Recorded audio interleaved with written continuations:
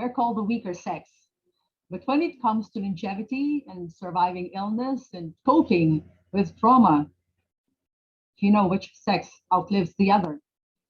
In the Philippines and worldwide, women outlive men by more than 5 years on the average. Pinays have achieved better control of our reproductive health also, as shown by the decline of fertility rates from 4.1 children in 1993 to 2.7 children in 2017. Health facility deliveries in our country have more than tripled, nearly tripled from 28% in 1993 to 78% in 2017. So why bother with an International Day of Action for Women's Health? Women make up 70% of healthcare workers globally because women are the backbone of healthcare within the family, within our communities, and in our country. Public spending for women's health benefits not just women, but the entire population. Women shouldn't be dying because of pregnancy and childbirth. But in the Philippines, the latest statistic is 121 maternal deaths per 100,000 births. If that doesn't sound high, Vietnam only has 43, Thailand has 37, Malaysia 29 per 100,000 maternal deaths, Philippines 121 per 100,000. Filipino children also have a greater chance of dying within the first 5 years.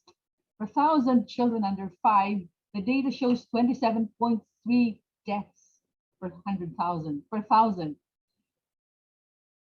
In Vietnam, it's only 19.9 per 1,000. And in Thailand, it's 9 deaths per 1,000. In Malaysia, only 8.6. The Philippines, 27.3. The national fertility rate may have gone down from 4.1 to 2.7 children for women. But in households that struggle the most with finances and lack of opportunities, meaning in our poorest households, women still average 4.3%.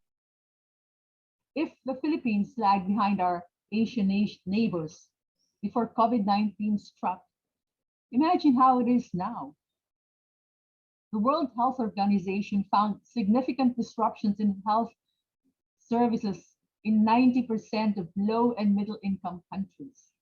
What happened? Sexual and reproductive health and rights were deprioritized. Equipment and services, health services for sexual and reproductive health were diverted to fulfill other needs.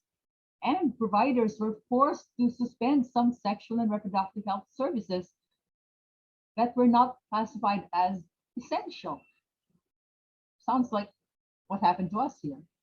According to the Center for Reproductive Rights Asia, before the pandemic, it was estimated that 2,400 women and girls die every year in the Philippines from preventable causes related to pregnancy and childbirth. There is a high probability that preventable deaths would only increase with diminished health system resources, especially with less of an access to reproductive health services, family planning services.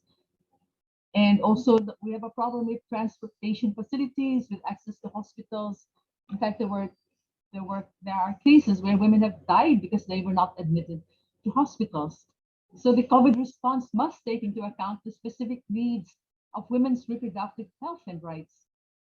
Soraya Abay, former executive director of the United Nations Population Fund, said, "We cannot confront the massive challenges of poverty, hunger, disease, and environmental destruction unless we address issues of population and reproductive health." Hillary Clinton said, "We cannot make progress on gender equality or broader human development without safeguarding women's reproductive health and rights." In the midst of the pandemic, May 28 reminds us that for the good of the country as a whole, advocates for women's rights must continue prodding the national government and our local governments to implement the Magna Carta of Women provisions on comprehensive health services. We must ensure that women's health remains a government priority with availability and access to essential sexual and reproductive health services being part of government COVID-19 response. Women are the backbone of our health systems. We need women's health. Good morning.